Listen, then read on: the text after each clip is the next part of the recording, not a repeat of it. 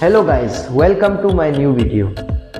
In this video, I'll show you an easy way to install a long key lock in a wardrobe with the trimmer router. Alright guys, let's move on the video now.